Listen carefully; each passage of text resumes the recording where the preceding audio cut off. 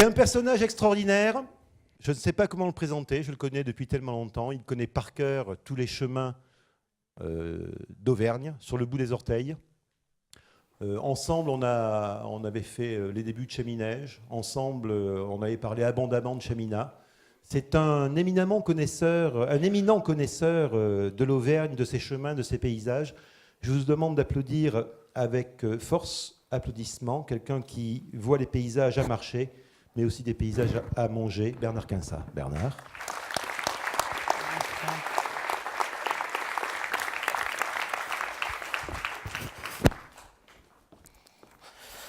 Bonsoir. Bon, moi aussi, je me suis posé la question, pourquoi moi ici? Ça me faisait plaisir, mais en même temps, qu'est-ce que j'avais à dire sur les céréales? Je dis un peu des conneries. Et je propose un texte, paysage à marcher, paysage à manger, puis comme toujours, on donne un titre plutôt, et puis après on fait complètement autre chose, c'est ce qui va se passer là. Donc, on m'a dit, t'as pas des photos? Alors, j'avais des photos, mais retrouver les photos. Alors j'ai choisi une photo, voilà. Bon, tout le monde reconnaît l'endroit, c'est près d'ici. Parce que la particularité de l'imaginaire, c'est que c'est toujours près d'ici. L'imaginaire, il n'est pas fait d'images, il est fait de bien autre chose. Et il nous renvoie à l'universel, l'imaginaire. Et donc Van Gogh, il nous renvoie à l'universel. Et il se trouve qu'en fait, moi je suis là. Je suis là, il y a un chemin au milieu, il y a une parcelle de blé à droite, une parcelle de blé à gauche. J'évite le commentaire sur les corbeaux, il a été fait 1000 fois. Et je suis là, et je repense à Gaston Roupnel, qui avant Dumont, dans une histoire de la campagne française, édité, la dernière édition, c'est dans la collection noire de je ne sais plus chez qui, Sidoine Apollinaire, on va dire. Et donc, quand le chemin est bousculé à droite ou bousculé à gauche, qui disparaît, que les parcelles sont trop grandes, il n'y a tout simplement plus de paysage. Roupnel dit que c'est le chemin qui fait le paysage, c'est le chemin qui est premier. Voilà, donc je voulais dire ça, l'histoire de l'image, l'imaginaire, du truc, c'est pas sans rapport. Et puis après, quand même, je me suis dit, merde, il faut quand même ces céréales, où t'en es, toi, mec? Des odeurs, des gestes, des trucs comme ça. Alors, j'ai essayé de brûler la filière par les deux bouts, et je me suis souvenu, j'ai pas beaucoup de mal à le faire, de mon arrière-arrière-grand-père. Il s'appelle Célestin Lèbre. Il vient de Couteuges, dans la Haute-Loire, à côté de Polaguet. Leur père est boulanger, il vient vraisemblablement de Margeride. Et comme les corbeaux à cette époque, à Polaguet, à Couteuges, volaient sur le dos pour ne pas voir la misère, lui et son frère décident de venir à Clermont, justement, pour apprendre le métier de boulanger. Ils vont l'apprendre dans une boulangerie qui existe encore, rue Blatin. Elle n'est pas exactement à cet endroit à l'époque, elle bouche la rue Bonabo. La rue Bonabo n'est pas encore créée et elle se déplacera un peu plus haut dans la... Son frère Pierre restera à la boulangerie de la rue Blatin et mon grand-père ira s'installer à la montagne, comprenez, à Romagna. Romagna, par rapport à Clermont, c'est la montagne, mais Varennes, c'est la montagne par rapport à Romagna. Il y a une espèce de géographie comme ça. Et puis après, ils vont succéder. Mon grand-père va être boulanger à Romagna. J'habite dans leur maison, dans la maison que Célestin, dans la grange que Célestin a transformée en maison. Et puis, tout à fait par inadvertance, le fils, Eugène, qui partira tenir des laveries, relever des laveries à Paris, se mariera avec une cournole de Romagna, une petite cournole. Ce n'étaient pas des grands cournols, les miens. Et ils auront une fille qui est ma mère, et ma mère se mariera tout à fait par inadvertance avec un boulanger. Autant dire que moi, je suis dans la farine, roulé dans la farine de tous les côtés. J'ai des oncles, j'ai des tantes, j'ai des trucs qui sont boulangers. Et le dernier, le plus illustre boulanger de ma famille, il s'appelle Lionel Muller et il est conseiller départemental de Pongibon. Voilà. Donc, j'étais à un bout de la filière, alors je me suis dit, et de l'autre côté, côté de la production. Alors, il se trouve que ma mère va se remarier, mon père est mort, j'étais jeune, et lui aussi, 36 ans, et moi j'en avais 5. Et ma mère s'est remariée quelques années après avec un homme de Romagna qui était un peu paysan, enfin qui avait du bien, mais qui faisait un peu le paysan, et qui cultivait du blé à Romagna, juste à côté d'où est la mairie aujourd'hui. Il y avait des grandes parcelles qui appartenait au baron de Tocqueville à l'époque. Et donc, j'ai le souvenir, à 14 ans, d'aider à transporter des boches de blé. C'était lourd. Hein, on parlait à l'époque, mais je dis peut-être une connerie, on parlait de rendement déjà pas loin des 100 quintaux. C'est possible, ça ? Il me semble me souvenir d'un truc comme ça, mais je me souviens surtout de la fierté que j'avais quand on me chargeait une boche sur l'épaule. Et j'avais 14 ans, c'était formidable. Donc, je peux prétendre que j'habite le spectre entrée de la filière. Voilà. Et puis, pourquoi je suis là ? Parce que je me suis dit, putain, ces céréaliers, ils en ont vraiment des graines. De faire figurer une journée à la gloire des céréales dans la semaine de la COP 21. Je me suis dit, ces mecs-là, il faut y aller parce qu'ils sont quand même vachement courageux. Donc je finirai là-dessus, sur un truc que j'ai trouvé dans le petit livre rouge des céréales. On aurait pu penser qu'il pourrait être bleu ou des choses comme ça, ou vert, mais il est rouge. Et je finirai là-dessus, et ça rejoindra l'idée du combat d'Yves Michelin, d'un combat qui devrait cesser peut-être, et dans lequel les céréaliers ont une responsabilité considérable. On leur fait d'ailleurs terriblement confiance pour le gagner. Avant ça, et ça se nomme le paradoxe dans le petit livre rouge, ça revient à 2 ou 3 reprises. À propos d'Yves Michelin, qui prétendait me faire bondir parce qu'il présentait un autochrome de Cannes, quand je ne savais pas ce que j'allais raconter, d'ailleurs ça se voit manifestement, j'ai demandé à mon ami Yves Post qu'on échange 2-3 idées. Et l'autochrome m'a renvoyé à cette idée, à une des idées que m'a suggéré Yves Pons dans cette période si particulière, où la France a beaucoup pavoisé ses balcons en bleu, en blanc, en rouge. L'image du champ de céréales était parfaitement à l'unisson de cette chose-là. Et je me félicite de voir revenir dans les champs de céréales et les coquelicots et les bleuets et tout ça. J'aurais voulu dire 2 ou 3 souvenirs qui ont à voir avec l'imaginaire, un imaginaire qui a à voir avec l'universel aussi.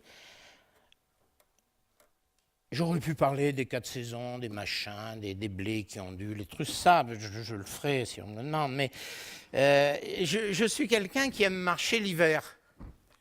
J'aime bien marcher les autres saisons, mais l'hiver me bouleverse. Le souvenir, je pars en principe 8 jours avec un petit groupe d'amis.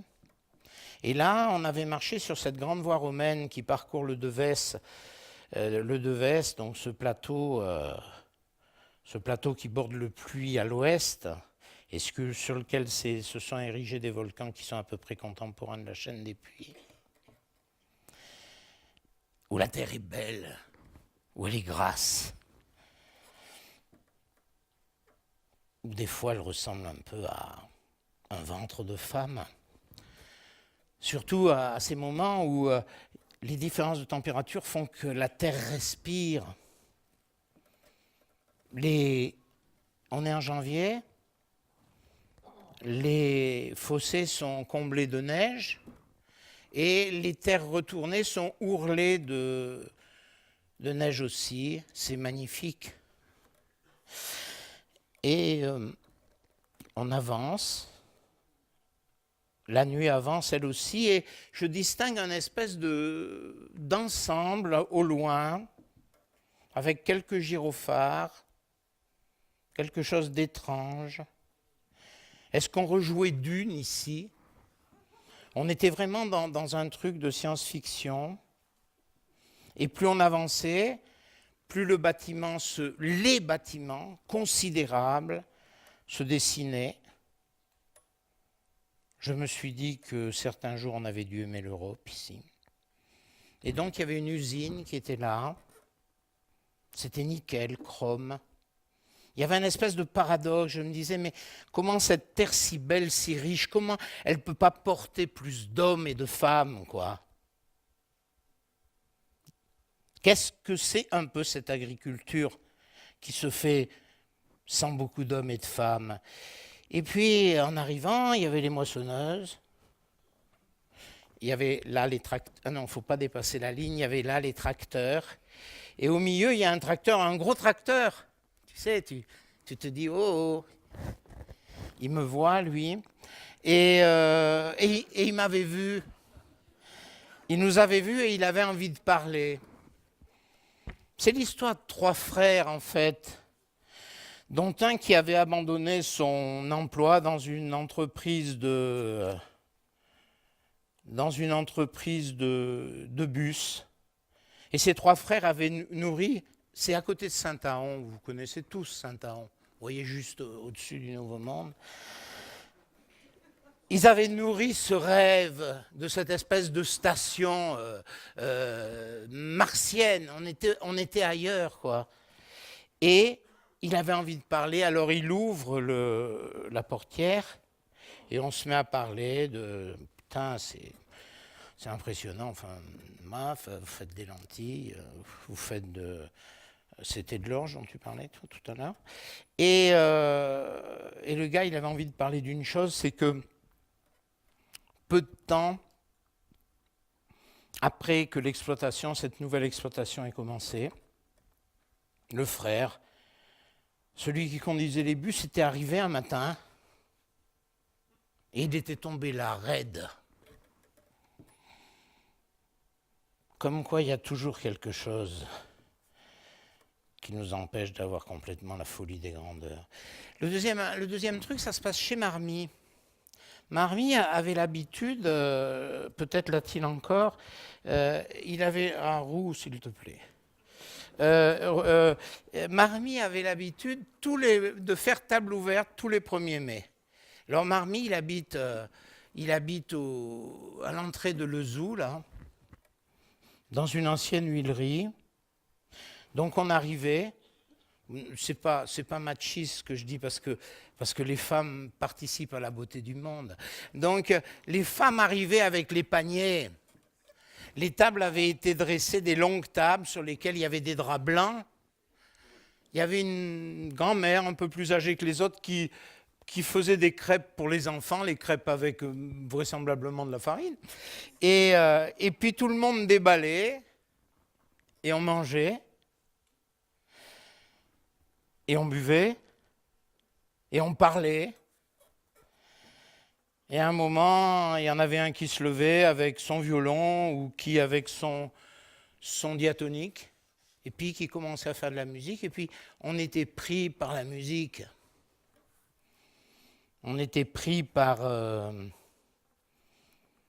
paysage de ces céréales, de la Limagne, qui ne saurait se comprendre sans la vision derrière du Puy-de-Dôme. Je ne sais pas si je le pensais à l'époque, mais je le penserai maintenant. Et je pensais à ces peuples de l'Hudson qui racontaient que, au tout début, le soleil était tombé sur la terre, dans la terre, la lune était restée au ciel, et des seins du soleil avaient giclé les étoiles le plus loin possible pour que la lune ne s'ennuie pas et lui tienne compagnie. J'aurais voulu parler aussi d'une traversée de Limagne, mais qui ressemble un peu à mon histoire du Devet, c'est-à-dire j'allais à Pessa-Villeneuve le matin, emmener ma fille qui faisait un stage, et c'était en janvier. Il y avait la neige aussi qui ourlait cette Limagne, cette nouvelle Limagne même à cet endroit, puisque la Limagne c'est jamais qu'une invention des années 60. Je ne parle pas de la Limagne des buttes. Et alors il y avait ce puits de Dôme, quoi. Et cette Limagne, elle ne peut pas se comprendre sans sa ville. Et les deux ne peuvent pas se comprendre sans le puits de Dôme. Au centre de ça, il y a toujours le puits de Dôme. Quand je dis que le centre de Clermont, c'est le puits de Dôme, on me prend vraiment pour un con, mais bon, c'est assez fréquent. Et on me dit, mais non, c'est le balcon qui entoure la ville. Eh bien non, c'est pas comme ça que ça se passe dans l'imaginaire des Clermontois. Et je finis sur l'histoire du combat. Ce que je voulais te dire, toi qui voulais me faire bondir, c'est qu'il y a quelque chose qui me fait bondir, et c'est pas les autochromes de Cannes. Ce qui me fait bondir, c'est qu'on écrive ses alliés avec 2 L. Et que de plus en plus on écrive ses alliés avec 2 L. Et tu l'as magnifiquement illustré que c'était une erreur considérable. Le Césalier, c'est la terre du seigle. C'est pour ça que seigle, ça s'écrit avec un seul L, et ça ne s'écrit pas avec 2 L, parce qu'à ce moment-là, ça voudrait dire les terres au-delà de l'Allier. Je finis sur le combat. Tu parlais du combat, et je le relis avec le paradoxe. Dans le petit livre rouge, on trouve un truc qui dit, c'est un paradoxe, c'est-à-dire qu'en fait, dans l'imaginaire des céréales, tous ceux qui valorisent les céréales, le boulanger, le brasseur, le fabricant de pâtes, le petit mec qui a un hôtel en montant la baraque, tout ça, ils ont une image extrêmement positive.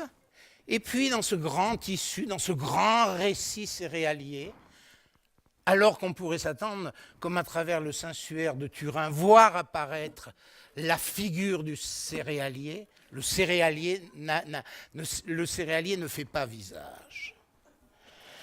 Pourquoi ? Parce que, est-ce que c'est un paradoxe vraiment ? Il y a un terrible combat là que les céréaliers vont gagner parce que je crois vraiment que je ne voudrais pas en appeler à l'antienne nauséabonde qu'on a beaucoup utilisée à une époque, que la terre ne saurait mentir. Je voudrais plutôt me tourner vers cette espèce d'usure, de cette espèce de concept auquel tout le monde adhérait plus ou moins, qui était que la fin justifie les moyens. La fin, désormais, ne justifie pas les moyens. Donc, pourquoi cet imaginaire est distendu à ce point ? D'un côté, dans un registre totalement humaniste, on retrouve des choses qui ont à voir avec les métiers, avec les savoir-faire, avec le lien à la matière, avec la sociabilité. Marc Bloch l'a suffisamment souligné, et le Brasse le disait encore dans La Montagne hier, avec la mesure, avec la proximité, avec la diversité. Et ça, peut-être, c'est mon histoire du chemin qui n'est plus dans le paysage. Peut-être que, pour tout un tas de raisons, la mondialisation, les coûts, tout le bazar, pourquoi pas, bien sûr, que ça existe aussi, mais parce que, à l'autre extrémité du spectre de cet imaginaire, le céréalier n'apparaît pas forcément aux gens comme un homme de métier, comme un homme de savoir-faire, plus peut-être comme quelqu'un qui est dans un rapport de combat, encore, et de domination par rapport à un milieu. Et moi, en fait, cette distorsion, elle illustre un espèce de grand combat qui est en train de se livrer dans la société tout entière, qui est le combat entre l'humanisme et une chose que les gens ignorent un peu, parce qu'on en parle moins, qu'on appelle le transhumanisme. C'est-à-dire que cette croyance que, bon, l'évolution, elle a bien fait les choses, mais elle est quand même pas rapide, alors on va l'aider. Et on se met à rêver d'un surhomme, d'un monde dominé et tout. Et ça, les céréaliers sont vraiment les éclaireurs de ça. Et moi, j'ai totalement confiance en eux. Je pense à du buffet, là, la pénétration du sol. Merde, j'en ai pas parlé. J'ai totalement confiance en eux. Je sais que, je crois que l'imaginaire des céréales va se resserrer à nouveau, que effectivement, Yves Michelin l'a un peu évoqué. Qui aurait cru, il y a 20 ou 30 ans, qu'il y aurait un retour des en Limagne? Personne. Eh bien, il y aura un retour du paysage, dans certains paysages très marqués par les céréales. Excuse-moi, Eric, 11 minutes. Mais j'ai pas à t'excuser. Applaudissements pour Bernard Quinsat, s'il vous plaît.